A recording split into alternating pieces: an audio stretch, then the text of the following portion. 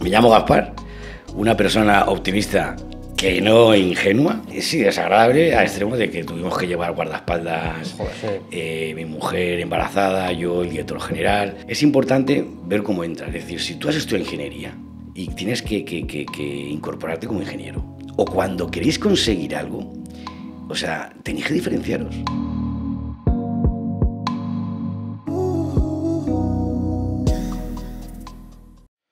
Muy buenas, bienvenidos a esta entrevista de Mindcast. Hoy es la tercera entrevista, vamos a tener una persona muy interesante. Él es el jefe de reclamaciones de Telefónica, profesor en ESIC, Escuela de Negocios, emprendedor innato, y para mí es tremendamente especial porque es uno de los ejemplos a seguir en esta vida. Sin más dilación, Gaspar González, muy buenas, ¿cómo estás? ¿Qué tal? Muy bien, oye, pues Alberto Óscar, encantado de estar aquí. Muchas cosas me has dicho, muchas cosas me has dicho. ¿Qué te ha parecido la presentación? ¿Demasiado?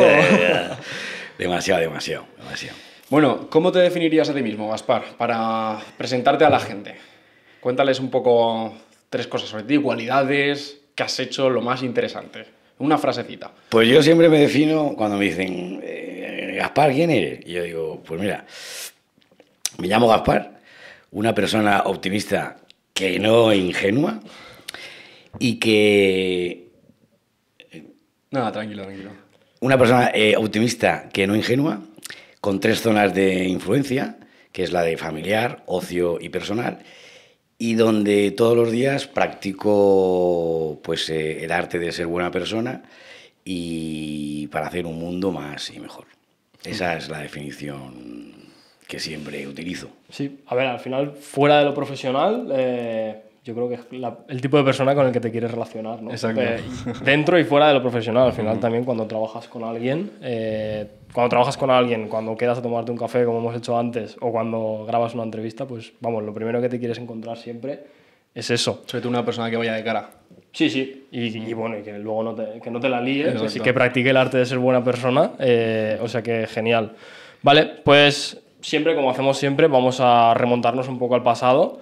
Entonces, bueno, pues entrando más un poco al territorio profesional, que a todo lo que te dedicas, vamos a ver un poco cómo era ese Gaspar joven, más joven, que estudiaba en su época estudiantil, en su adolescencia, en su infancia, qué vocaciones, qué inquietudes tenía y al final cómo ves, que bueno, es una pregunta que le hacemos a todo el mundo y que también hemos respondido nosotros mismos, al final, ¿qué ves en ese niño que te ha llevado a donde estás hoy en día?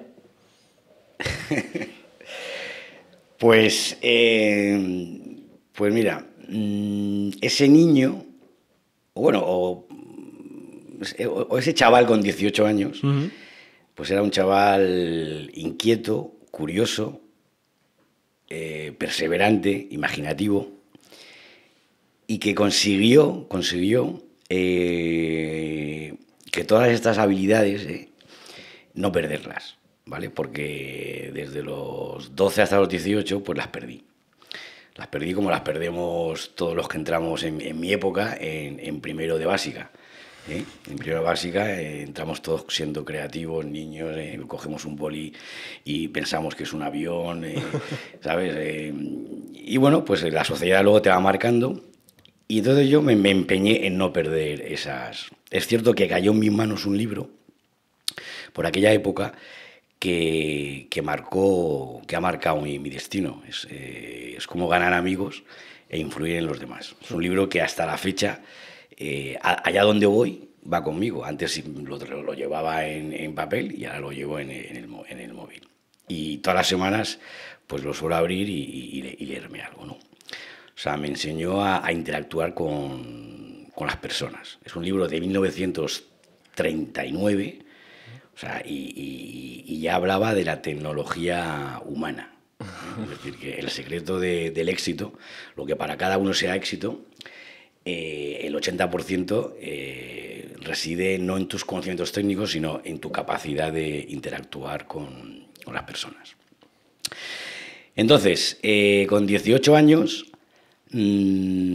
pues ante el sistema educativo que teníamos me siento muy perdido, ¿no? porque yo, a raíz de ese libro, yo quería estudiar, es decir, cómo tratar y cómo me relaciono con las personas. Pero claro, mi padre dijo, mira, esto no existe. Y en aquella época, pues bueno, la opción que era hacer la universidad, ¿vale? Porque FP en aquella época eran formaciones muy técnicas, muy de oficio. Y bueno, oye, estoy respondiendo a lo que me habéis preguntado. Sí. De momento estás recorriendo todo ese camino de tu cabeza. Me pongo a hablar y tal. Y entonces, ¿qué hago? Pues si no, es que no había nada que me gustara, ¿sabes? En aquella época era sota caballo rey, es decir, empresariales, económicas, derecho y ingeniería de algo. Y luego estaban las partes muy técnicas, ingeniería, medicina, pero ni yo tengo vocación ni de médico, ni las matemáticas se me daban bien, ¿no?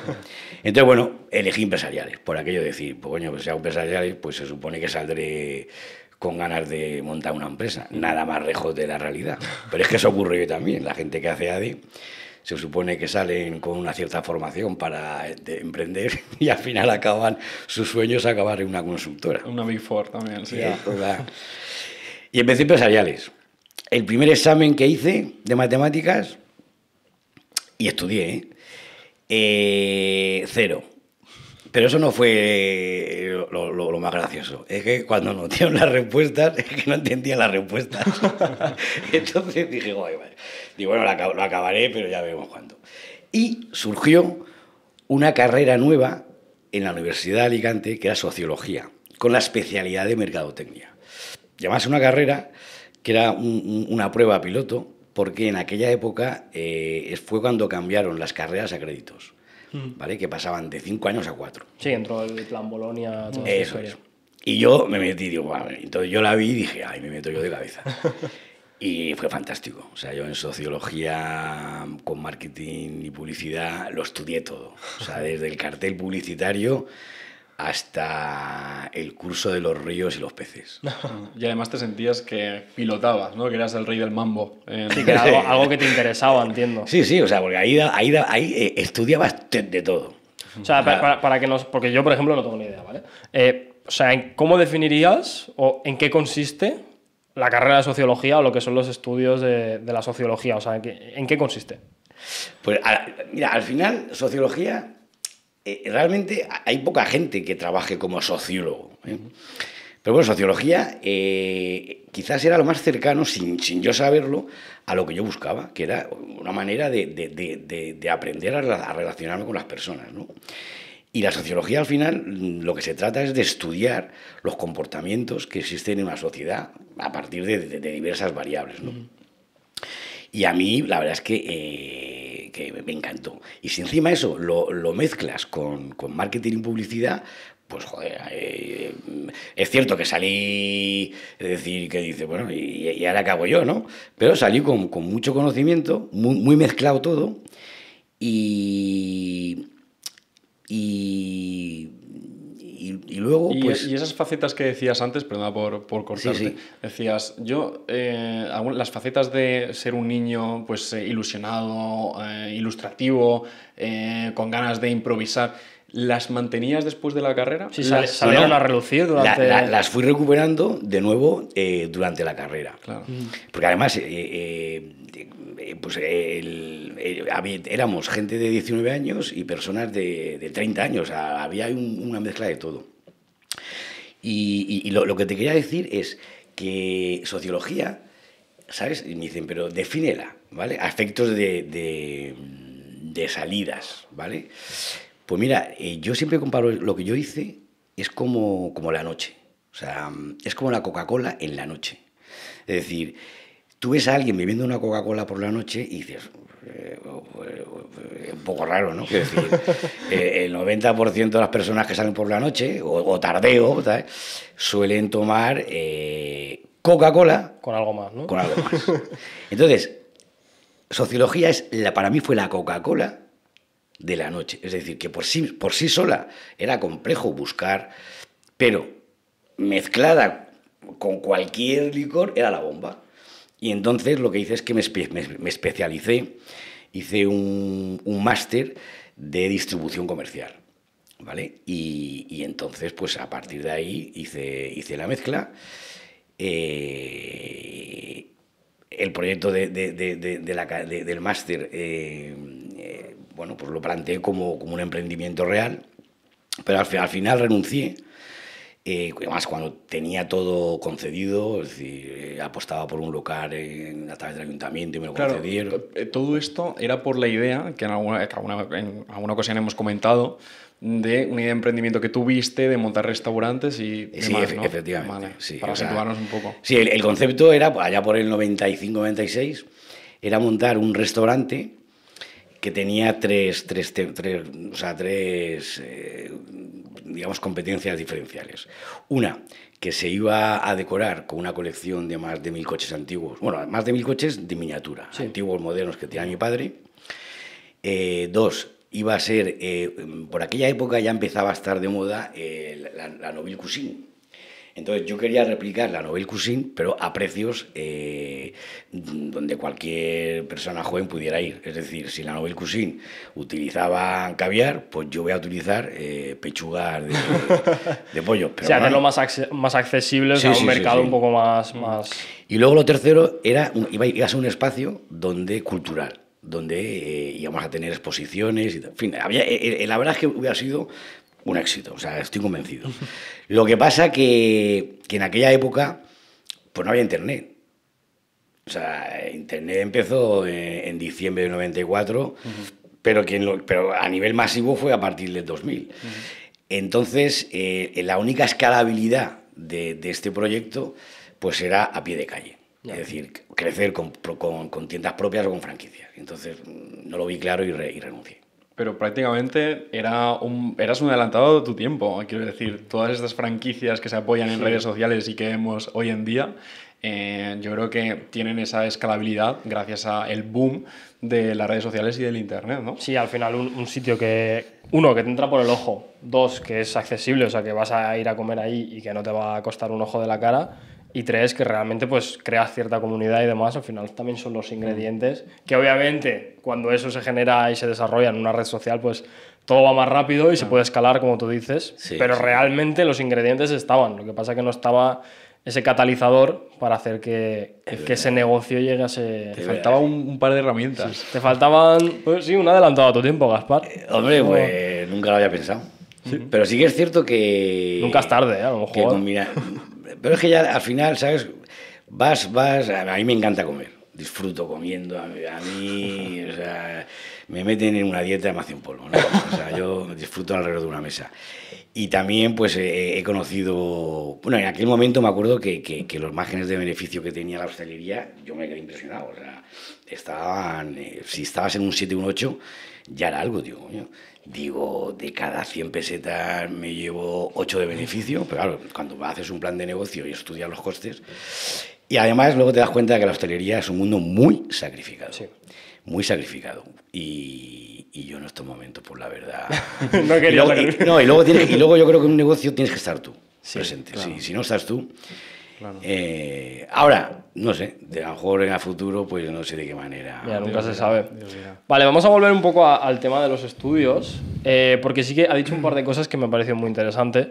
Y es que al final tú estudiaste una carrera, a mi parecer no, estudiaste una carrera súper teórica, o sea, no hay nada menos, como tú dices, aplicable de por sí, pero al final es lo que tú dices, que el hecho de haber estudiado sociología, haber estudiado... Entiendo que un poco de psicología colectiva, por así decir, de cómo funciona una sociedad, cómo funciona el pensamiento y el comportamiento humano a nivel más colectivo, de gran escala, es súper, vamos, la primera aplicación que yo creo que se le ocurre a todo el mundo es cómo mejorar el marketing. Entonces, al final es un ejemplo, quizá, vamos, el más curioso que haya escuchado yo, de cómo aplicar conocimientos teóricos que además no son tan comunes a una industria, que al final es el marketing, que sí que es algo que muchísima gente estudiará en universidades hoy en día, pero que, bueno, que al final parte de ese conocimiento más teórico y quizá no tan aplicable a primera vista. O sea, que al final es súper interesante también ese camino. Sí, sí. Y creo que no... Vamos, yo no se lo recomendaría a la mayoría de la gente que conozco, porque al final también entiendo que para llegar a ese punto hay que echarle mucha paciencia. O sea, Y te tiene que gustar Claro, también, has es muy estudiado quizá vocacional. mucha estadística, mucha... Sí, muchas cosas que dices, yo, ¿para qué estoy estudiando esto? es cierto, o sea, hay una parte, porque efectivamente sociología tiene una vertiente que es un poco por la que mucha gente la conoce, que es toda la parte de estadísticas, de encuestas y tal. Buah, a mí eso no me gustaba nada. Pero yo fui muy práctico. Yo dije, las 3 estadísticas que tengo, dije, yo no voy a perder el tiempo. Me las dejé para el verano de último año. Sí, sí, porque antes, es decir, tú acababas en junio y si te quedaban 2, en septiembre las podías recuperar. Ahora no, ahora en junio... A las 2 semanas estás te otra vez. aceptan, que yo creo que lo práctico, porque eso arregla la vida al chaval y a los padres. Y lo que hice es eso, me dejé hacer estadísticas y ese verano me cogí un profesor y pim pam, y me saqué las 3 con notable. Sacrificar. Nada, ya no me hables de la campana de Gauss, eso ya. Es sacrificar un verano, entero. Pues vamos a volver un poco a lo que comentabas antes. Estabas desarrollando ese proyecto de emprendimiento que quedó ahí un poco en el aire. Vamos a decir en el aire porque Dios sabe qué harás con él en un futuro. ¿Cómo decidiste decir, mira, presento el trabajo, el proyecto de final de máster con una idea de proyecto, pero luego me voy a ir por Telefónica? ¿O llegó en ese momento Telefónica? ¿Llegó una empresa tan grande de ese tamaño a ti? ¿O cómo decidiste ir? Claro, ¿cuáles fueron esos primeros pasos que diste cuando acabas la carrera? Que es algo de lo que hablamos mucho en este podcast. Esa primera cosa que haces cuando acabas la carrera, que a veces da un poco de vértigo. Sí, es que, joder, yo creo que en general, en todas las generaciones, siempre se dice, porque ahora se dice, es que la salida es tan complicada, ¿no? Está igual de complicado que hace 10 años, que hace 20 años, o sea, es una cuestión de tener actitud. Es cierto que en estos momentos, yo pienso, si yo hubiera acabado la carrera ahora, o sea, por mi espíritu de emprendimiento y por mi cabeza a vueltas, joder, hubiera visto muchas cositas pero en mi época había poca cosa. Entonces, bueno, en sociología, como os decía, empezó un departamento nuevo. Entonces me cogieron, seleccionaron a 4 personas para hacer una carrera universitaria, en sentido de estudiar una cátedra, o sea, un doctorado, una cátedra, dar clases. Y, bueno, pues me metí, ¿sabes? Porque no sabía... Pero di una primera clase y renuncié a ese... porque dije, porque me di cuenta que estaba con chavales jóvenes más o menos de mi edad, contándoles yo estrategia de marketing cuando no tenía ni idea de lo que hacer. Entonces lo dejé. Y también lo dejé porque yo en sociología tuve profesores, me acuerdo de uno que se llamaba Juan Fernández, que era el director general del Instituto de Juguete del IBI, o sea, en IBI. Entonces, claro, este tío te daba marketing y te contaba ejemplos, entonces era fascinante, ¿no? O sea, aprender. Y yo dije, bueno, ¿yo qué hago aquí? Y entonces me fui. Que dije, pero volveré cuando yo tenga una carrera, una experiencia en la que pueda compartir. Entonces, de allí me surgió una oportunidad a través de un profesor de la universidad para una entrevista en Zara, para trabajar en Zara, en Inditex. Sí. Y entonces, pues nada, o sea, me fui a la entrevista. Y entonces la empresa era Tempe, que pertenecía a Inditex, que es la empresa que fabrica todos los complementos de calzado, bolsos y tal para todas las cadenas del grupo Inditex. Y bueno, y entonces se estaba formando un grupo que eran cuatro personas para, digamos, llevar lo que es toda la parte logística, toda la parte de seguimiento de ventas y toda un poco la imagen de la tienda, ¿vale? Para que estuviera coordinada entre el calzado y la colección de calzados y de ropa. Y entonces me cogieron. Y me acuerdo que cuando me cogieron, yo me presenté allí con corbata, ¿sabes? O sea, con chaqueta, tal. Y cuando iba entrando yo por ahí, claro, era todo gente joven, o sea, con los cuellos, en aquella época, ¿eh? Y yo decía, joder, Pero dije, estaba por saco, yo venía así, pues vengo así.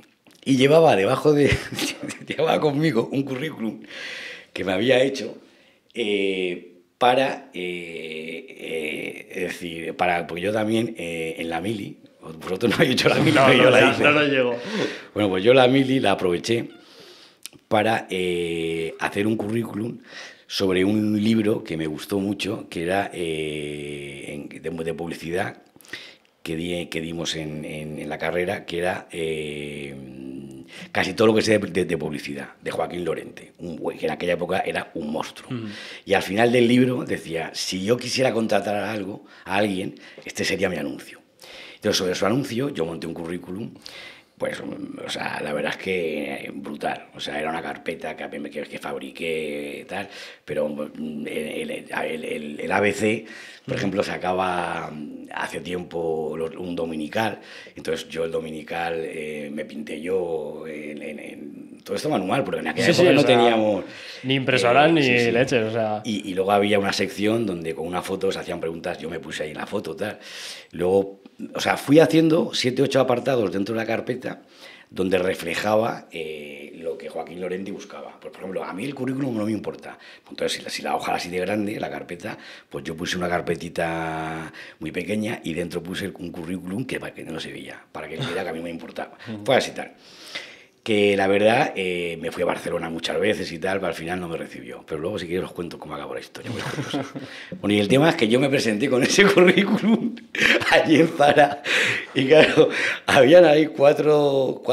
Entrevistadores, ¿no? Sí, habían 4, pero digo, 4 personas aquí y todos con, no sé, ¿sabes? Muy modernos y tal. Y entonces había uno que era el que hablaba, y yo respondía, yo digo, aquí tengo yo... Y luego, bueno, algo más tal, y hubo uno que habló y otros 2 no decían nada. Y me acuerdo que bueno, entré y me acuerdo que a los 2 meses, ya que generas confianza y tal, en uno de los viajes, o sea, yo llevaba la parte de señora de Cataluña y de Valencia, y de los 4, otro llevaba la sección de calzado de niño, otro llevaba Máximo Duty, en fin, llevamos tal. Y coincidimos a comer a veces, ¿no? Y me acuerdo que coincidimos allí y tal, y los tíos me dicen, oiga, digo, te vamos a reconocer una cosa. Cuando entraste, pues hombre, no, corbata, pues nadie te dijo nada, pues, pero ya dijimos, este tío no sabe dónde entra, ¿no? Que esto no va de... Pero ya cuando nos empezaste a enseñar el currículum ese, y te pusiste a hablar, no sabíamos qué preguntar. Y entonces, es decir, cuando saliste, le dijimos a... Esto se llamaba, ¿cómo se llamaba? Fernando. Le dijimos a Fernando. Fernando dijo, no, a este no lo quedamos. Y los 3 dijeron, tío, tú estás joven. Digo, este tío ha salido del manicomio. Hombre, comparado con la gente que estaba por allí, circulaba por allí. Claro. No, y dijeron, bajo tu responsabilidad. Y nos dijeron, tío, Gaspar, nosotros estábamos en contra porque pensábamos que estabas como un cencerro. Y esto, fíjate, ahora, quiero decir, yo sin saberlo, o sea, yo tiraba para adelante y ahora que doy clases en ESIC, a la gente se lo digo, macho, cuando vais a una entrevista de trabajo o cuando queréis conseguir algo, o sea, tenéis que diferenciaros. Sí. O sea, mira, yo hoy llevo los zapatos, a mí yo me divierte y llevo uno de un color y otro de otro color. Me compro 2 pares de zapatos iguales, de diferente color, y así tengo 4, porque lo voy combinando. ¿Y esto por qué lo hago? ¿Para llamar la atención? No. Primero, lo hago porque para llevar zapatos igual ya está todo el mundo. A mí me divierte por la mañana. Y luego, que el que yo haga esto hace que mi cerebro... Le mando al cerebro estímulos para decir, ojo, que hay que ir incómodo, ¿no? Porque la pregunta que más sueños arruina a gente joven, a gente adulta, es ¿qué dirán? ¿Qué pensarán? ¿Vale? Entonces yo con eso... Entonces, en estos momentos, yo ayer les decía a estos chavales, digo, macho, tenéis que diferenciaros. Es decir, por ejemplo, si tú vas a una entrevista de vino, director de marketing de vino, de una bodega tal. O sea, pues igual tienes que presentarte con un currículum en base a una botella de 2 litros, a una Magnum, y en la Magnum tú vas poniendo tus objetivos, tus inquietudes, y sentarte con él, porque se supone que si tú vas a trabajar en una bodega de vinos, se supone que te tiene que gustar el vino. Claro. Sí. Pues tú sacar tu botella de vino y dices, mire, he traído un... O por lo menos disimularlo, ¿no? O por disimularlo. por lo menos fingirlo. Tú vente ahí con tu botella de vino. Claro. Si le parece, he traído 2 copitas, podemos abrirlo y te voy comentando. O sea, quiero decir, o sea, es al diferenciarte. Sí. Te puede salir bien o te puede salir mal. Pero al final, si te vas diferenciando, es como a mí me llegó el tema de Zara a partir de algo que había montado para una agencia de publicidad. Y allí no me salió. Y aquí, es decir, la pude cagar. Pero hubieron 3 personas que pensaron que estaba loco, pero hubo uno que dijo, no, este tío me gusta. Claro. O sea, Sí, o sea, yo también como lo veo es que de esa forma, aunque pueda ser chocante, también muestras tu forma como de hacer las cosas distinto, o Sí. de ser más creativo que el resto y pues al final en definitiva lo que tú dices, de diferenciarte y sobresalir sobre el resto de gente. Entonces, además, para una posición como puede ser la de marketing, en la que tu actividad constante, yo creo que es también el hacer las cosas distinto, intentar mostrar una imagen distinta, mostrar la misma moneda por la otra cara, al final también el hecho de, en una cosa tan simple y tan que al final es algo cotidiano como una entrevista de trabajo, el hecho de mostrarte de una forma completamente distinta como lo está haciendo otro, al final es que muestra tu capacidad para hacerlo bien en el marketing. Y es que, extrapolándolo también a un poco el mundo de la empresa, yo creo que una reunión de equipos con el jefe de proyecto o el jefe de departamento es bueno tener ese interés o esa capacidad para proponer otras ideas. Quiero decir, creo que el jefe de departamento no querrá que todos sus subordinados o todos sus trabajadores le palmen enseguida o le digan que sí a una primera idea. Es decir, querrá alguna opinión en contra o diferentes puntos de vista. Creo que ese interés demuestra que probablemente si te cogen como trabajador en esa compañía vas a seguir por el mismo hilo, ¿no? Vas a seguir por esa misma temática. Hombre, todavía tenemos por ahí jefes dinosaurios que les gustan que le doren la píldora y que él quiere ser el que mejor toque.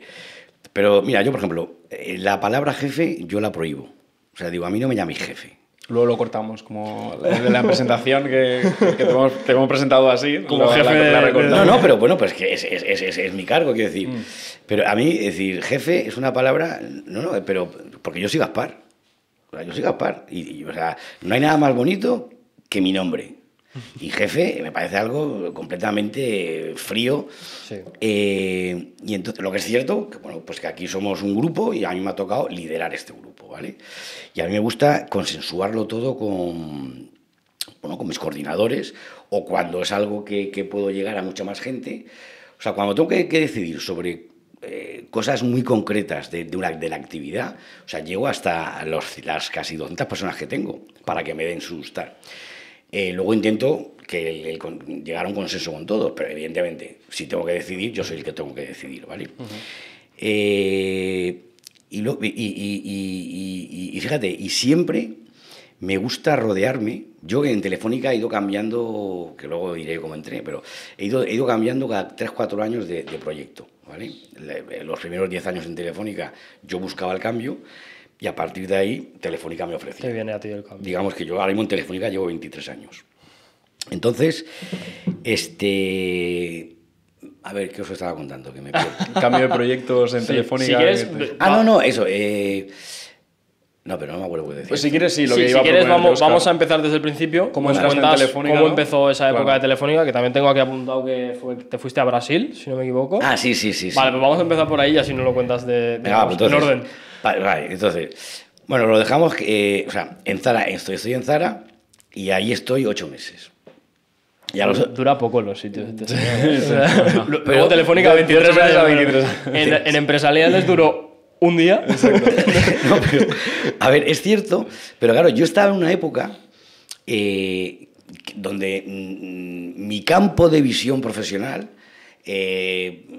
giraba en torno a Alicante, provincia. O sea, quiero decir, era otra época. O sea, yo no podía irme a Madrid a buscar trabajo, porque ahora pues hay otros medios, ¿no? Sí, es decir, sí. yo todo lo mandaba o sea, nuestra manera de comunicarnos, querido. Si no tenías el Oscar y link, no Alberto, tenías LinkedIn era para- por carta. O sea, los currículums se mandaban por carta. Otro mundo, O sea, yo no podía enviar currículum por email, o sea, ¿sabes? Claro. Era otro rollo. No, les llega a los de Madrid y dicen, joder, ¿este quién es? ¿Este loco que me está Claro, haciendo? y hice una campaña que mandé a muchos sitios y tal. Entonces, en Zara, al final salí y justo esa empresa empezó a crecer. Yo era de los 4 primeros universitarios que entraban en Zara. O sea, ahí en Tempe. Ahora hay más de 5.000 personas en Tempe, ¿sabes? O sea, pero no sé, vi que no era mi mundo. Y entonces, como no tenía responsabilidades, entre comillas, ni tenía familia ni tal, pues lo que no hacía es dejar un trabajo y quedarme en el paro. No, dejaba uno, me iba por la puerta grande, oye, explicando la verdad. Digo, mira, ha pasado esto y la verdad es que no me siento cómodo, no estoy alineado con tal. Y me metí en Rover, que justo en Rover buscaban... En Rover tienes... En los concesionarios tienes 3 departamentos. Ventas, logística, logística y taller. Logística es lo de piezas de reparación y tal. Y entonces, en venta está el jefe de ventas y en taller y en logística hay un jefe de servicio. Normalmente el jefe de servicio suele ser un vendedor venido a más, ¿vale? Que conoce mucho el tema de coches. Y entonces Robert puso en práctica en 2 o 3 concesionarios algo que me pareció muy desafiante. Buscaba un jefe de servicio con formación universitaria y no tuviera ni idea de coches. Y entonces me metí ahí. Además, ahí aprendí muchísimo sobre gestión de conflictos, porque claro, todo el mundo decía, pero ¿qué hace este chaval aquí? ¿Sabes? Dirige. Pues yo gestionaba todo el taller y todo el sistema de postventa y demás, ¿no? Claro, el jefe de taller, unas porrutas así, pero al final conseguí hacerme con todos. Bien, y ahí duré 6 meses. Bueno. Vale, que me acuerdo que cuando me iba, porque además montamos con ellos un plan de incentivos basado en cuánto tardaba un mecánico en resolver una avería típico, tal, y metimos un variable, macho, o sea, hicimos cosas alucinantes. Pero apareció Telefónica. Vale. Y entonces yo aposté por la T. Aposté por la T porque para mí en ese momento mi hito... O sea, mi sueño en ese momento era meter cabeza en una gran empresa donde pudiera tener recorrido, ¿vale? Y además que me costeara un MBA. En aquella época el MBA era el MBA. Y en aquella época entrar en una empresa grande, pues se entra en una empresa grande. Hoy en día probablemente no sería mi sueño, ¿vale? Porque trabajar 23 años en una empresa... En mi época, pues puede, pero en la vuestra esto no va de años, esto va de proyectos, va de freelance, va de Sí, tal, ¿no? bueno, luego tendremos la oportunidad de debatir en el siguiente bloque un poco esto, comentar esto, pero sí, adelantándonos un poco, hoy en día yo creo que la gente joven Ya, trabaja creo que ya por ha salido, proyectos. ha salido en el podcast que al final el mercado laboral en el que nos movemos nosotros funciona muy distinto y al final es que la estancia media en una empresa a lo mejor es de un año y pico. O sea, no es que te cases con esa empresa y te... Claro. No. O sea, Tienes mucho más funciona así. recorrido para aprender, para enriquecerte. Y entonces, pues el sueño de toda persona en aquella época era o ser funcionario o entrar en una empresa grande, ¿sabes? Bueno, hoy en día un poquito. Sí, al final la es primera parte también. tener esa estabilidad, a lo mejor no calentarte tanto la cabeza, con perdón, pero sí, si estoy trabajando en Telefónica, si no la lío mucho, si estoy aquí cómodo y no me quiero... Claro, Telefónica que venía siendo una empresa del Estado. En aquella época, aquella ¿no? época, Era no sé si reciente. sería todavía o... Yo creo que en el 2000 Todavía. fue quien Aznar la privatizó. Sí, ¿no? todavía, Ahí yo cuando ya me entré, pierdo. todavía, o no recuerdo. Bueno, perdón Porque por la Sí, que falta de al- datos. Al final es Porque- un sitio como en el que puedes estar súper establecido, tener muchísima seguridad y que, pues eso, si no te quieres calentar Pero la yo no cabeza- me metí por seguridad. Me metí porque me di cuenta que Telefónica, además, estaba arrancando un proceso de internalización, de internalización, digo yo, de internalización, Sí, o sea, a nivel internacional creciendo. Y entonces dije, es que si me doy cabeza, o sea, me puedo montar mi propio desarrollo. Sí, claro. Y así fue, que justo cuando empecé, yo empecé en Valencia, que me vine de Alicante a Valencia casi costándome a mí dinero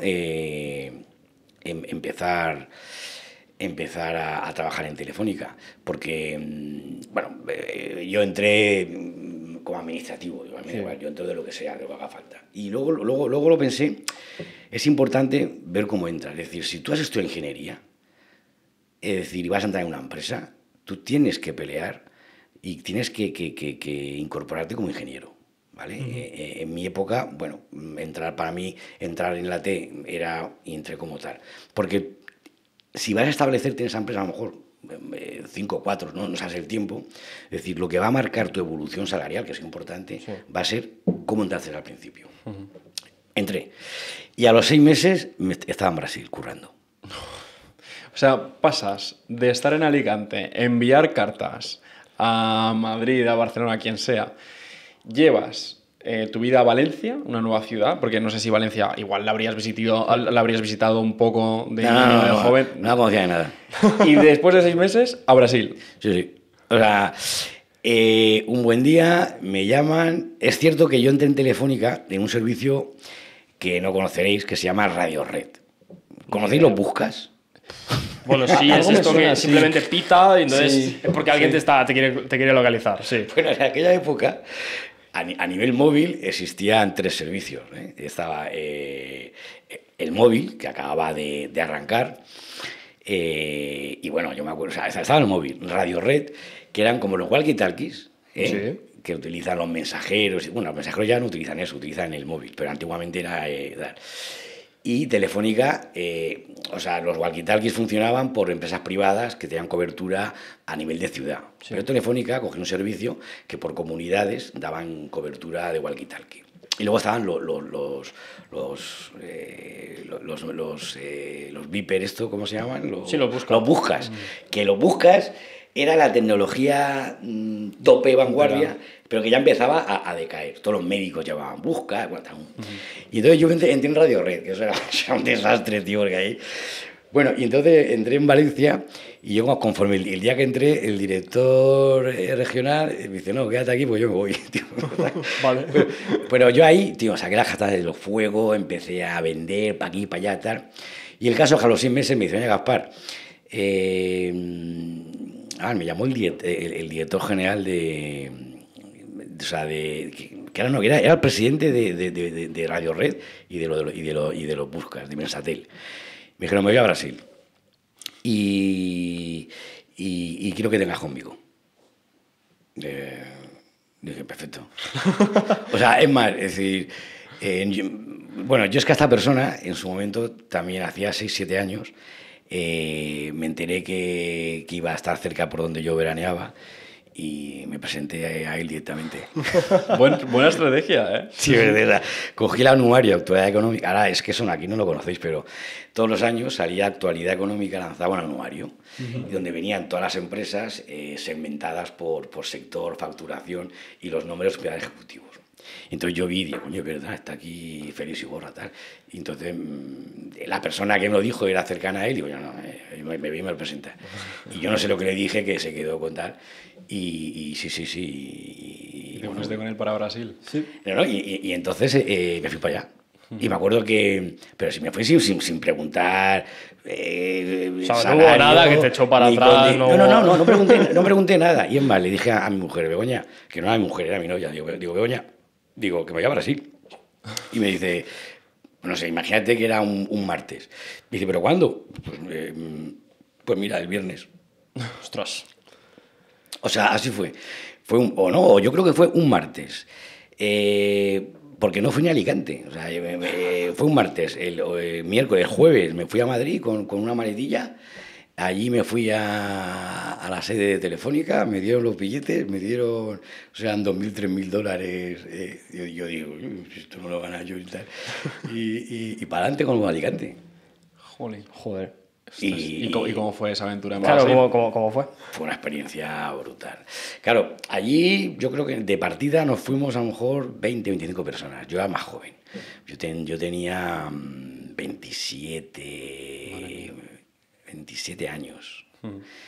Y con 27 años, ¿sabes? Te comes el mundo, macho. Vas un poco de inconsciente. ¿Sabes? Bueno, no tienes esa... sabes, en tu cabeza, que pues, había gente con 40 años que tenía ciertas reglas, ¿no? Yo iba para adelante, tal, ¿no? Y me dieron un proyecto acojonante. O sea, tú fíjate lo que me dieron, 2 libros, así, y así de gordos, 2. Y dijo, mira, Gaspar, estos son 2 millones de personas. Yo me fui a la operación de Río de Janeiro, ¿vale? Allí lo que íbamos era a montar las operadoras. Brasil, el Estado lo que hizo es que dividió en territorios las operaciones y las sacó a concurso, ¿eh? Bueno, entonces yo me fui a montar la operación de Río de Janeiro y Espíritu Santo. Y entonces me dijeron, tenemos que buscar terminales, tenemos que decidir qué sistema tecnológico vamos a operar en la red, porque la red que había estaba tal. Y entonces, bueno, es decir, mira a ver cómo lo haces. Piensa que la distribución, no había distribuidores, y los 4 que habían, pues, en fin, o sea, había que tener cuidado y tal. Y no habían tiendas propias, habían 3 tiendas, pero claro, vacías, no habían teléfonos y tal. Y a partir de ahí, ¡buah!, me volví como un loco, macho. Sí, entonces, pues... ¿Cuánto tiempo estuviste allí, en Brasil? Pues, a ver, fuimos para 2 años. Esos 2 años se convirtieron en 2 más. Ostras. Sí. Durante los 2 últimos años hubo gente que le ofrecieron quedarse en Brasil, ¿vale? Y otros, pues, volvieron a España. Y a mí, pues, me dijeron que no, que continuara en Brasil como expatriado, ¿vale? ¿Qué pasa? Cuando llevas, yo creo que en todo en la vida, cuando estás haciendo lo mismo 4 años, yo me aburro. Sí. Salvo que... Sobre todo una persona como tú, Claro, sí, que tenías esas cualidades que sí, antes mencionabas. Y además, el proyecto a los 4 años yo creo que ya estaba muy armado. O sea, habíamos consolidado la operación, la distribución. Yo, bueno, de ahí pasé a llevar toda la gerencia de grandes cuentas. O sea, Juan Manuel Fernández es un director que vino de España a montar la dirección de empresas, que no había. O sea, habían 8 consultores, como llaman ellos. Pues Juan Manuel y yo montamos un pedazo de dirección, o sea, con 3 gerencias, grandes cuentas, pymes, toda la parte de back office, logística, bueno, todo eso. O sea, yo es que aprendía como claro, ahí aprendes ni 5.000 másteres del universo. Pero a partir de 4 años ya estaba todo consolidado, ya lo lógico era que nosotros nos fuimos para España, que se quedaran los...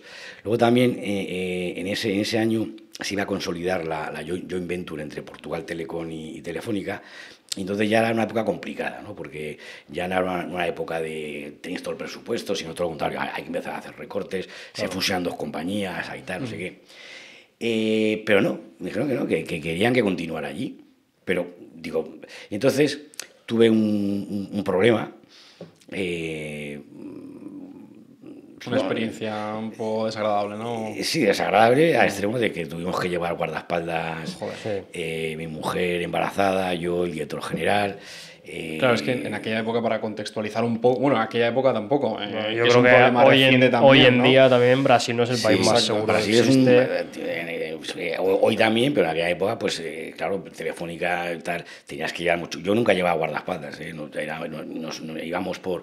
Pero surgió algo, detecté un fraude enorme de uno de varios comerciales, grandes cuentas, que habían montado un tinglán con las favelas y con las mafias. Y entonces fue un periodo muy, muy complicado, ¿no? Porque además de toda una carrera exitosa, pues fíjate, es decir, y sale una manchita. me tocó, me tocó involucrarme, pero ya digo, hasta tener reuniones con la policía y reuniones encubiertas con la mafia, con micrófonos, porque yo tenía que sacar todo, yo no podía salir por la puerta de atrás.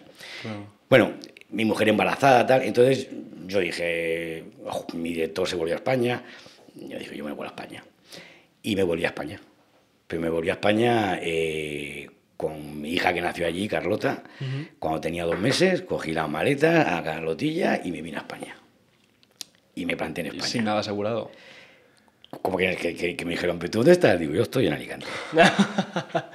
O sea, tú a Telefónica ni le avisaste de que te volvías. Sí, yo le dije que me voy de aquí. Que me voy de aquí.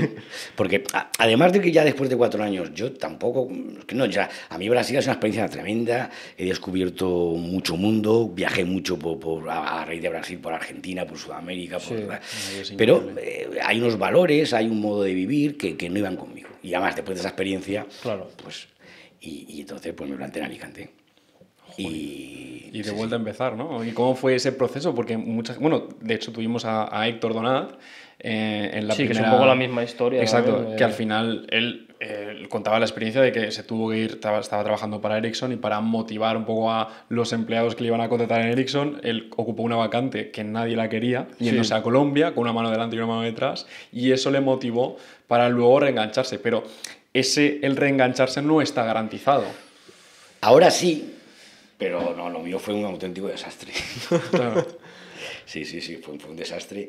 Primero porque cuando nos fuimos para allá, es cierto que mucha gente, vamos, que eran 4 los que querían irse, ¿sabes? O sea,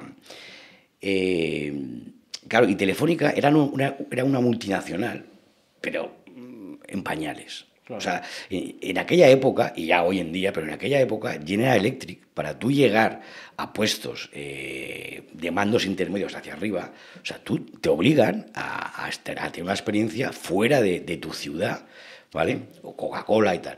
Telefónica creció internacionalmente de una manera brutal y sin tener una política de regreso establecida clara, ¿vale? Yeah. Entonces yo cuando volví, pues fíjate, estuve 3 meses en Alicante, sin trabajar.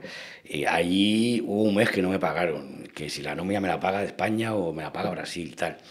Me acuerdo que el director general de Telefónica de ventas me entrevistó y me dijo: Gaspar, hemos pensado, me ofrecieron irme de vendedor a Canarias. Y me acuerdo porque cuando algo es injusto, ¿vale? O sea, da igual que tengas enfrente a quien sea, ¿sabes? O sea, porque al final yo digo que las personas somos como somos bolitos, todos escribimos. Tú puedes ser una Montblanc y un Vic, pero al final hay que escribir, ¿sabes? Que no se asuste. Entonces le dije: macho, digo, de Antonio, pues se llamaba así, Antonio Fernández. Digo, Antonio, yo me iría, pero si yo vuelvo a casa y le digo a mi mujer que después de 5 años, con todo lo que hemos pasado, que yo lo repetiría, lo que le digo es que me voy a Canarias con una niña de 2 meses a trabajar de vendedor, me pega una... Vamos. Digo, de verdad, digo, ¿no te da vergüenza decir lo que estás diciendo? Y el tío me pidió perdón y todo, Sí. ¿Qué pasó al final? Yo tenía miedo. ¿Por qué? Porque yo llevaba 5 años fuera de España y yo no conocía el mercado español. Y sé que a mí no me daba miedo buscar trabajo, en absoluto, porque yo sabía que vamos a decir...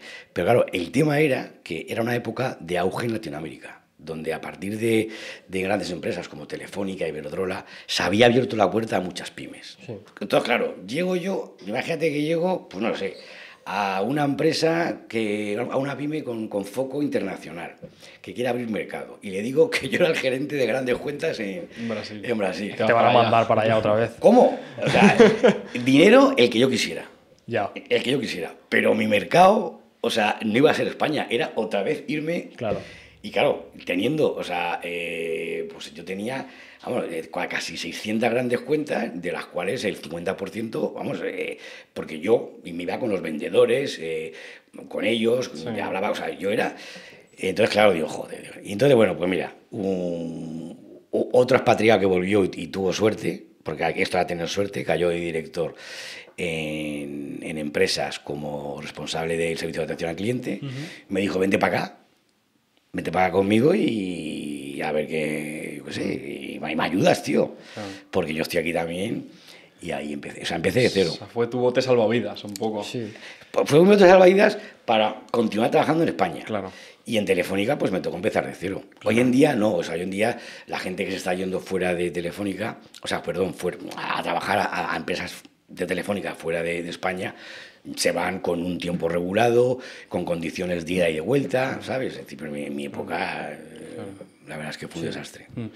Sí, al final también es para que se vea que muchas veces el dinero no lo es todo. Porque, o sea, me refiero, tú en el fondo estabas en un momento que el mercado estaba en auge, tú tenías un perfil con mucha más experiencia que lo que había, entonces te estabas destacando, pero a la vez era un puesto que tú ya no querías más. Y lo que tú dices, dinero que quieras, y posiblemente si hubieses estado dispuesto se hubiesen pegado por ti, pero no querías tú, entonces al final eso también te da poder de negociación y decir, pues mira, es que yo no quiero esto, quiero reconducir. Y creo que también es un paso súper complicado que se puede dar y que a veces uno quiere dar, el hecho de reconducir tu carrera y empezar a dedicarte a otra cosa porque te has cansado, porque no te quieres relocalizar a otro sitio.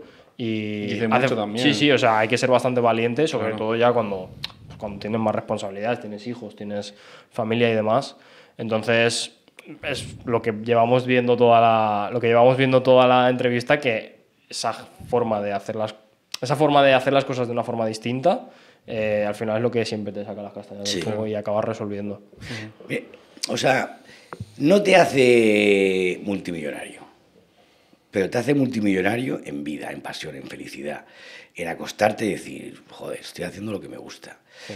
Y cuando haces lo que te gusta y cada 3-4 años vas adquiriendo nuevos conocimientos, pues mientras tengas tus básicos cubiertos, pues chicos, o sea, de verdad que te da... Pero yo me quedo perplejo con la sinceridad con que lo dices, ¿no? Y al final con que lo comunicas a jefes, a superiores, ya sé que no te gusta un poco estos términos, pero al final son eso, ¿no? Y probablemente la gente que esté viendo este vídeo o este podcast, pues le ayude bastante a mostrarse un poco más sincera y lo que comentabas también un poco antes, no valerle las aguas, sino hacerse de valer, ¿no? Sí. Y decir, aquí estoy yo y esto lo quiero, esto no lo quiero, ¿no? Creo que sobre todo también es un paso muy valiente por tu parte. No, y es que ahora... Bueno, una cosa que quería decir antes de... O sea, yo me fui por circunstancias de la vida, o sea, yo no busqué irme fuera de España. Hoy en día hay mucha gente que se va con Erasmus, con tal, pero yo recomiendo de verdad a todo el mundo, porque hoy pueden buscar la oportunidad y la van a encontrar, ¿vale? En mi época era más complicado de irse un año fuera de España, y fíjate lo que te digo, a ver, uno diría, a trabajar de lo que te gusta o no. Ya, claro. O sea, no, irte fuera un año. O sea, si nunca. O sea, incluso. ¿Pero lo recomendarías también en la carrera, justo después de terminar? A ver, o cuando las circunstancias te permitan también. En la carrera, yo a mi hija no se lo recomendé. Porque irte de Erasmus es irte a divertirte, a pasártelo bien. Tú lo sabes bien, ¿eh, Alberto? Bueno, a ver, yo... Bueno, sí. No abriremos el cajón de me has metido en un... Sales de casa, sales de casa, pues está, o sea, bien, ¿vale? Pero cuando uno también tiene que decir, ¿qué hago? Porque Erasmus no te pagan todo, tienes tú. No, sí. Mis padres también lo saben. Es una inversión. Mi padre también lo sabe.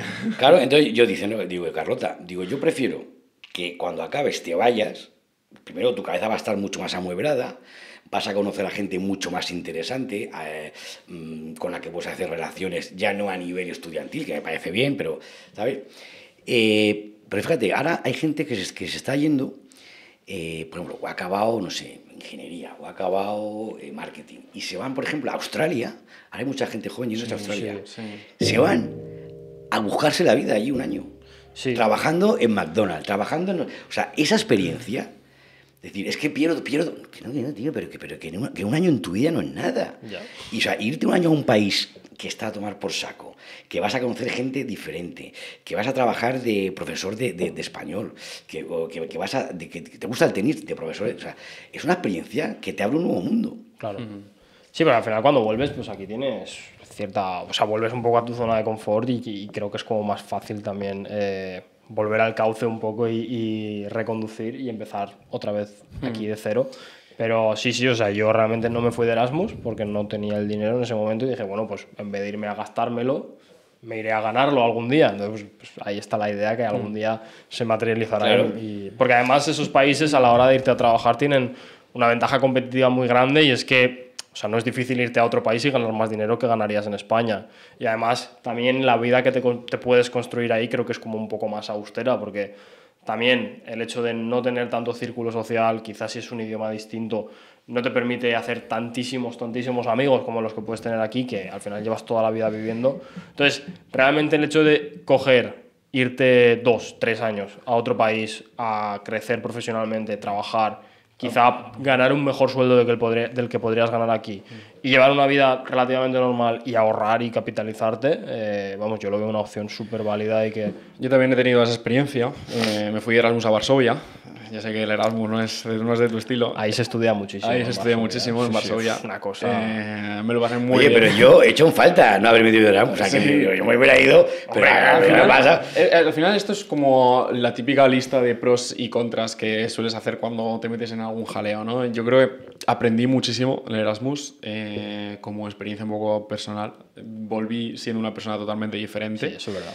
Y me ayudó yo creo que antes era un chico más introvertido, mucho más introvertido, que no se metía en muchos jaleos, ni tendía, y también te digo una cosa, tendía a hablar muy poco con la gente, con las personas. Entonces, creo que ese Erasmus me ayudó a mí especialmente a eso. Entonces, creo que es algo también subjetivo. Probablemente igual a otra persona no le pueda interesar porque igual le pierde mucho la fiesta o igual se gasta mucho, no aprende a administrarse tanto. Sí, que realmente hay gente que... O sea, económicamente supone un gasto, supone una inversión que tienes que hacer. Pero probablemente que a veces no la puedes hacer. Pero probablemente a otras personas sí que le ayudan. No, que sí. O sea, totalmente. Porque hay gente que no se va de Erasmus, pero en mi época nos tirábamos jugando en el futbolín del bar, de la universidad, ¿sabes qué decir? No, allí en Varsovia te gustará porque hay una discoteca que se llama Teatro Cubano. Teatro Cubano. Claro, que solo por el nombre... las mejores fiestas que he tenido yo en mi vida han sido los jueves de la universidad. Quiero decir que... Ahora que mi hija era ya muy extrovertida, tal, no sé qué, y yo dije, mira, vamos a esperarnos a tal. Claro. Pero bueno, sí, efectivamente. O sea, todo lo que es ir fuera, salir de tu zona de confort, tu zona de casa, y ampliar la zona de confort, porque a mí no me gusta decir, no, sal de tu zona de confort. Digo, ¿qué cojones tengo que salir? Amplíala, sí, claro. O sea, salir no. Lo que tienes que decir es ir ampliando tu zona de confort, porque en tu zona de confort es donde se supone que estás dando tu mejor versión. Entonces, amplíala. Y si efectivamente cuando te vas fuera de tu casa, es que te obligas a despabilar. Si eres una persona que está muy tal... Mira, recuerdo una anécdota, por simplemente mencionarlo, y es que... sabes que los policías allí son muy directos y muy serios, muy firmes. Y saliendo de la universidad, aquel día, porque tenía examen, me había dejado la documentación en casa. Y claro, te dejas la documentación en España, pues probablemente te multen, o no, porque aquí son más abiertos, es tu idioma al final y estás en casa, ¿no? Pero puede haber una situación que te administres y la puedas solventar. Pero allí, sabes que la vas a cagar. Que tienes un problema. Que tienes un problema muy serio. Bajo de la universidad, al metro, revisión. Había 50 policías, no os exagero, pidiendo carteras a los estudiantes además, y yo caigo y digo, vale, me descargué la aplicación de Erasmus International o algo así, y ahí tenía el carnet de la Universidad Internacional. Lo saqué y eso me valió para que el segurata o el policía de turno dijese, sí, vale, pero no lo convencía del todo, se giró y rápidamente venía al metro, me escabullí por ahí por la multitud, y eso fue suficiente. Y al final son situaciones que aprendes... Que otro se caga encima. Exacto. O sea, que tienes que racionar y te obligas. Sí, totalmente. Y pues vamos a volver un poco ¿Al cauce? Al cauce, vamos a encauzar un poco esto. Está siendo la entrevista más caótica hasta el momento, pero es que me pongo a hablar, ¿sabes? Y... Vamos a ponernos un poco serios y un poco sentimentales porque vamos a hablar de una cosa muy especial para ti y que creo que, por lo menos a mí, me encantaría que lo compartieses. Desafortunadamente, pues sufres un episodio bastante trágico en tu vida y no sé... creo que eso puede consistir en un para qué, ¿no? De los para qué que mencionas mucho. Hay una frase que dices mucho que es una pieza, los para qué suponen piezas de el rompecabezas que es la existencia, ¿no? De tu rompecabezas existencial. Y entonces al final vas descubriendo que eso te ha motivado a construir proyectos sociales y a ayudar a la gente, que en este caso son niños, críos con cardiopatías congénitas, ayudarlos a salir de ese bache, ¿no? O sea, háblanos un poco de eso, de cómo fue para ti esa construcción. Sí, pues mira, esto efectivamente, es decir, yo he vivido, mi mujer y yo, y Carlota, que ya tenía 9 años, pues yo creo que hemos vivido el mayor drama que una persona puede, que unos padres pueden tener, ¿no? Que es la pérdida de un hijo. Entonces Gasparín nació, ahora tengo claro que cumplió su misión en la Tierra y marchó al cielo a los 6 meses. Y entonces esto me pilló a mí trabajando en Telefónica en Madrid, ¿vale? Yo estuve en Madrid, pues ahí me he movido por España. Y bueno, es cierto que yo he sido una persona que me he trabajado mucho lo que es la gestión de emoción, sentimientos y sobre todo los pensamientos, que son los que a partir de emociones y sentimientos te hacen actuar, ¿no? Sí. Pero bueno, ante una situación tal, pues bueno, es decir, pasaron unos años, pero bueno, la verdad es que mi mujer y yo fuimos capaces de unirnos con mucha más fuerza, chico, y nos llenamos de amor. Hay una frase que me impacta, perdona por cortarte, además has hecho un libro, por promocionarlo también, un libro impresionante, precioso, que me ha devorado, lo tengo que decir, el libro me ha devorado a mí, y hay una frase que me impacta que dices, tenemos que dar gracias. Sobre eso, lo que estás comentando. Sí. Esto, o sea, al final surge la rana Gaspar, ¿vale? Que no sé, la rana Gaspar, o sea, la rana Gaspar, bueno, lo explico todo en el libro, surge de manera absolutamente, para mí, sin planificar. ¿Sabes? Es decir, bueno, aquí tenéis la rana, pero esto, cuando yo me pongo esto, no es por la rana Gaspar, me lo pongo porque yo dije, pero ¿por qué tengo que llevar yo? Bueno, vosotros no lleváis, muy bien, aquí una H, una CH, un caballito y tal. Digo, a mí me pagan por llevar, pues no, estamos a saco. Entonces me cogí todas las marcas y me busqué esto y la machaqué. Y toda mi ropa está con... Bueno, entonces, al final, la rana Gaspar, ¿qué es? O sea, la rana Gaspar es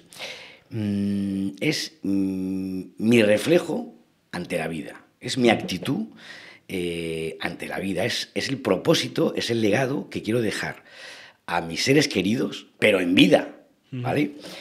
Y entonces la rana Gaspar, digamos, es, después de años me he dado cuenta que la rana Gaspar ha sido lo que me ha llevado a aprender, que no superar, a vivir, a recuperar la felicidad tras la muerte de mi hijo Gasparín y vivir intensamente feliz con él.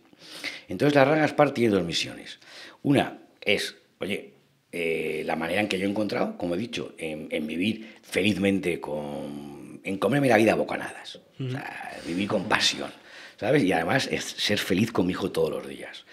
Y dos, pues ha sido una misión global que es, oye, contribuir con mis cositas en el día a día para hacer un mundo más y mejor. Entonces, ¿qué hacemos? Pues en el mundo offline pues nos hemos hecho más de 40 proyectos sociales. O sea, colaboro con la Fundación Santa María del Real en los proyectos que hay, lanzaderas de empleo, que son personas entre 18 y 30 años, ahora que están en paro, entonces yo voy allí a ayudarles. He mentorizado a chavales jóvenes con startups, pero tienen que tener una vocación social. O sea, ahí en el mundo se hacen muchas cosas. Y luego en el mundo online, pues la rana Gaspar está en todas partes. Es decir, siempre son tips, bueno, pues que, como yo digo, para que nos ayuden a pensar, a actuar para ser más y mejor, ¿no? Porque hacer pensar a la gente hoy es relativamente fácil. Lo complicado es que actúen. Entonces, bueno, pues doy charlas, en fin, hago de todo. Y bueno, y el libro este surge hace un año, ¿vale? Y eso, o sea, y la verdad es que la rana Gaspar tiene más de 10 años de vida. Yo he sido coautor de 2 libros del ámbito empresarial. He colaborado en otros libros, es decir, donde me han invitado a escribir. Pero, chicos, tengo un post que es viral en LinkedIn, que es el resumen del libro. Sí. gané el concurso de Speaker Talent, que es el concurso de oratoria habla hispana mayor del mundo, con un resumen del libro, pero nunca se me ocurrió escribir un libro. Y de repente un día, compulsivamente me pongo a escribir bajo la inspiración de Gasparín, porque al final la rana Gaspar somos tres. Está la rana, que es simpática, graciosa, rupturista, innovadora, descarada pero siempre educada. Estoy yo, que soy quien dio vida a la rana Gaspar, y me di cuenta que está Gasparín, que es la fuente de inspiración de todo lo que hacemos. Entonces yo, como todos los días estoy con la rana Gaspar, pues todos los días estoy con Gasparín. Y además todo sucede cuando él decide. Yo planifico y no sabe nada. O sea, las cosas... Bueno, pues Gasparín decidió que tenía que escribir ese libro a los 12, 13 años. Y así salió el libro. Y se escribió bajo su inspiración. O sea, dice, ¿cuánto tiempo has escrito? Pues 2 semanas. Pero quítale las horas de sueño, las horas de trabajo, 48 horas. Acojonante. Además, yo lo leo, yo cojo, lo leo y digo, pero bueno, soy capaz yo no veo nada, pero digo, de hacer esto. Entonces, aquí hay una frase, aquí en el libro, o sea, este libro, digamos que, o sea, me da cuenta que trasciende mi propia experiencia vital de pérdida de un hijo. Aquí lo que hago es abrirme en cuerpo y alma y compartir mi experiencia, o sea, cómo fui capaz de convertir un pedazo de dramón en esperanza y un inmenso dolor en una fuente de amor muy intensa. Y lo hago desde sabiendo que el duelo es tan diferente, o sea, es tan diferente como las huellas dactilares que todos tenemos, ¿no? Es decir, o sea, yo no quiero ser ejemplo de nada aquí. Lo que digo es que si yo, siendo una persona pues común, o sea, si yo he podido, tú puedes también, ¿vale? Sí, bueno, perdona, Gaspar. Sí. Para mí, déjame decirte que mi madre también pasó por una situación similar, igual que la tuya. Creo que no te lo había dicho en algún momento. No lo sabía. Sí, y para mí, tú y mi madre sois mis auténticos héroes, porque creo que esa situación es la que probablemente cualquier persona que sea padre o sea madre le gustaría evitar que sucediese. Y creo que lo que dices tú, superar, no, sino intentar tenerlo ahí. Aprender a vivir con ello. Se puede. Y poder ayudar a la gente, dejar legado, que para mí este libro es un auténtico manual de dejar legado, que consiste en simplemente que la gente que te rodea se sienta orgullosa de haber compartido el tiempo contigo. Creo que eso para mí es dejar legado. Eso es una de las cosas más bonitas que hacéis, tanto mi madre como tú, como esas personas que se han sentido así y les ha pasado esta tragedia, sí. De verdad. Y, joder, pues de nuevo, pues, darte las gracias porque tú eres una persona faro, que creo que cualquier persona debería estar iluminada por ti, de verdad. Mira, a mí a veces me dicen cosas de esas y entonces uno dice, ¿qué hago? ¿Me abrumo? Y yo digo, no, a mí me llamas héroe, luz. No, o sea, pero sí que es cierto. O sea, yo tengo un lema, es que en esta vida no hay que ser modesto, hay que ser honrado. Oye, y si haces algo y lo haces bien y encima eres capaz de ayudar o colaborar con otras personas, colega, a gritarlo a los 4 vientos, para adelante como lo de Alicante. Y sí que es cierto que yo en todos estos años, pues sí que es cierto que he aportado esperanza a muchísimas personas a través de mi experiencia y a través de mi forma de trabajar, de mi forma de pensar. Y yo, pues sí, me siento orgulloso. No me considero héroe, pero sí me considero que en muchos aspectos de mi vida he sido capaz de... Pero es que fíjate, el primero que ha mejorado como persona ha sido tú. He sido yo. Claro. Entonces, si yo soy mi propia luz y flipo, bueno, pues porque no lo... O sea, es que y es verdad, ¿eh? Claro. ¿Y tú consideras que la gente necesita enfrentarse a un problema de este calibre para mejorar o para llegar al para qué? No. Lo que pasa que sucede que como vamos por la vida como pollos sin cabeza, o sea, yo me acuerdo en Madrid cuando vivía en Madrid y había puente, la gente salía con el coche, digo, ¿para dónde va? No sé, y se montaban unos pollos. O sea, vas por la vida, ¿sabes? Que uno dice, no, es que la vida es como una bicicleta. Si paras de pedalear, te caes. Pero qué chorrada es esa, tío. O sea, si tenemos que... Ojalá parásemos todos en la vida. A ver, ¿dónde estás? ¿A dónde quieres ir? ¿Y cómo estás yendo? Mira, hay una pregunta que todos deberíamos hacérnosla y es decir, ¿quién soy yo? Tú pregunta ahora mismo, vete a la calle y pregunta, oye, ¿quién eres tú? Dice, ¿qué? Sí, que ¿quién eres tú? Bueno, pues tengo 22 años, estoy casado con... No, que ¿quién eres tú, tío, como persona? Pero es que a mí, yo, hasta que no me senté a escribirme para presentarme como os he dicho, una persona optimista, que no ingenua, o sea, todo esto no nace de mucho papel, mucho borrador para definirme yo quién era. O sea, es algo que tendríamos que hacer. Igual, o sea, ¿qué quieres hacer dentro de 5 años? Pues tío, tal. Entonces... chico, me pierdo, yo no sé por qué estaba hablando. Ser tú mismo, saber conocerte, saber cómo eres para, yo creo que... me decías. Entonces, ¿qué pasa? Que cuando nos damos cuenta de que hemos perdido algo, cuando no lo tenemos a la vista. Entonces, este libro, o sea, más allá de aportar esperanza a gente que esté pasando por una pérdida, o por su propia batalla personal, o por cualquier dificultad, también de repente me di cuenta, pero es que no era, os lo prometo, que no eran mensajes que yo quería trasladar. Es cierto que ahí he puesto todo lo que mi vida en los últimos 15 años.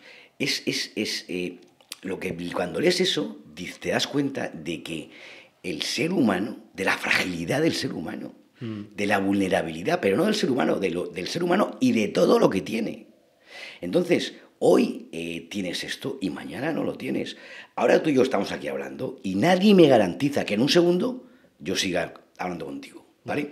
Entonces van 3 mensajes ahí metidos súper potentes para gente que no esté viviendo un drama, que esté, bueno, pues viviendo una vida normal.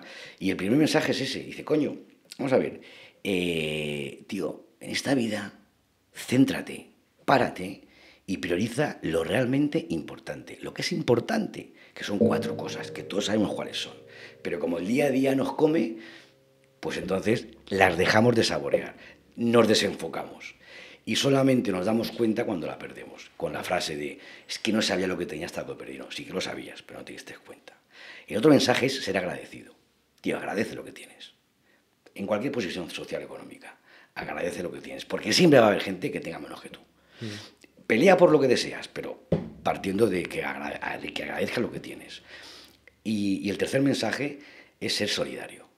Es decir, ser solidario a mí me ha ayudado a ser un monstruo, tío, pero conmigo mismo, a sentirme feliz, a sentirme una persona que se acuesta y duerme como un angelito. Porque cuando vas a dar, yo pensaba que iba a dar, y sí, doy, pero colega, el que más recibe fui yo, ¿eh? O sea, recibes transparencia, cariño, humildad, ejemplos, o sea, es alucinante. O sea, cuando alguien hace cosas buenas, se siente bien, esto es ley. Sí. Y cuando alguien hace algo mal, se siente mal. Y esos son 3 mensajes que salen ahí y son muy potentes, ¿no? Entonces es un libro que está destinado a cualquier... Sí, no necesariamente al hecho de haber sufrido una pérdida, que a ver, al final, por suerte, pues no es lo habitual realmente. Si tienes la desgracia, que a veces pasa, pero bueno, al final lo que tú dices, siempre hay... Todos por dentro estamos batallando de alguna forma u otra. Claro. Te llevas mal con tu familia, tienes problemas de trabajo, tienes problemas de dinero... Cualquier historia, a todos nos pasa algo al final, todos estamos siempre en algún atolladero del que nos vemos que queremos salir y que tenemos que salir. Entonces al final, es lo que tú dices, mientras también es, si aprendes a parar y a evaluar las situaciones y a pensar de una forma un poco más racional y no tan como pollo sin cabeza, yo creo que al final siempre encuentras una solución. Yo a lo mejor lo he descubierto de una forma un poco más rara, que es siendo ingeniero, que es al final... El hecho de evaluar una situación y el siempre decir, vale, es que tiene que haber una solución. O sea, no me creo que teniendo este problema no pueda yo salir de aquí. y siendo pues el caso más extremo, que al final es la pérdida de un hijo, pero también puede ser pues una mala relación con alguien que esté cerca de ti o cualquier historia que tengas. Cada uno tiene su cruz. El hecho de saber parar, de agradecer lo que se tiene, porque siempre se puede tener menos, y el hecho de, pues, por lo menos ser buena persona con la gente y con quien te rodea y por lo menos poder irte a dormir tranquilo por las noches, al final yo creo que son los ingredientes para, en general, ser una persona más feliz. Y no tener... Pues eso, y no tener ningún tipo de problema y que si te ocurre alguna desgracia, por lo menos, pues saber continuar siendo feliz, pero pese a que te ha pasado eso y vivir con ello. Lo que pasa es que no nos enseñan. Yo, porque la gente, no sé, ojo, que yo soy así yo siempre me he trabajado mucho, lo que he dicho, emociones, sentimientos y pensamientos y conductas, pero por mí mismo, ¿vale? Porque no nos enseñan. Y la vida es eso, son emociones. Entonces yo he ido aprendiendo y bueno, es decir, pues la gente joven pues tendréis que ir aprendiendo, ¿no? Pero sí que creo que es fundamental. Pues yo creo que, Gaspar, creo que con este podcast, no sé si definitivamente habrán aprendido, pero creo que por lo menos pondremos nuestro pequeño granito de arena, ¿no? Para que vayan haciendo esa montañita y vayan aprendiendo a poder comunicarse, a poder sentir, a poder plasmar lo que sienten y sobre todo descansar felices consigo mismo, ¿no? Yo creo que hemos repasado todos los temas, desde tu hilo profesional hasta tu expresión sentimental de tu vida con este libro y con las obras que haces. Decir que bueno, este libro se destina, los ingresos de este libro se destinan a la Fundación Corazones. O sea, todos los beneficios van a Menudos Corazones, que es una fundación que da mucho apoyo y colabora con niños y niñas que tienen cardiopatías congénitas, que fue la enfermedad de Gasparín. Así que creo que comprando este libro pues podemos contribuir de alguna forma a esta sociedad. Así que nada, por nuestra parte, decirte que muchas gracias, Gaspar, por pasarte por este podcast, por enseñar un poco a la gente y, te lo digo, dar luz un poquito a esos pequeños problemitas que van sucediendo el día a día y que no son del todo importantes con lo que tenemos. Así que muchas gracias, Gaspar. Pues yo a vosotros daros las gracias y yo encantado, ¿eh? Yo seguiría aquí hablando. Y damos paso a una sección de Óscar, ¿no? Sí, la última sección, en la que, bueno, rápidamente, porque ya nos están tirando, rápidamente, pues con el fin de hacer crecer el podcast y continuar trayendo gente tan interesante como tú, pues que al final que nomines a alguien aquí públicamente de tu red de contactos.